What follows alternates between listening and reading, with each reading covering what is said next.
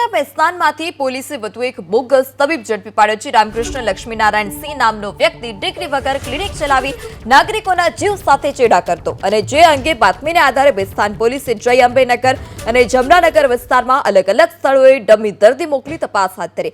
આ દરોડાની કામગીરીમાં પેસ્તાન પોલીસની ટીમ, જિલ્લા આરોગ્ય અધિકારી સહિત 5 સભ્યોની ટીમે દરોડા પાડ્યા હતા અને જે તપાસમાં પોલીસે ડિગ્રી વગર 100 થી 200 રૂપિયામાં સારવાર કરતા બોગસ તબીબ રામકૃષ્ણ લક્ષ્મીનારાયણ સિંહની ધરપકડ કરી। બોગસ તબીબના ક્લિનિકમાંથી પોલીસે દવા, ઇન્જેક્શન સહિત 71,326 રૂપિયાથી વધુનો મુદ્દામાલ જપ્ત કર્યો છે।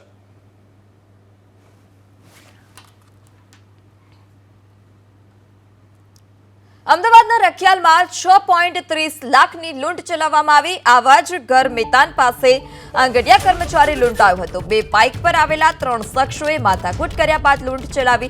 ફરિયાદી રાજેશ બાબુ સાથે ગાડી ચલાવવા બાબતે માથાકૂટ કરી હતી। ફરિયાદી સાથે ઝપાઝપી કર્યા બાદ 6.30 લાખ ભરેલ બેગ લઈ લૂંટારુઓ ફરાર।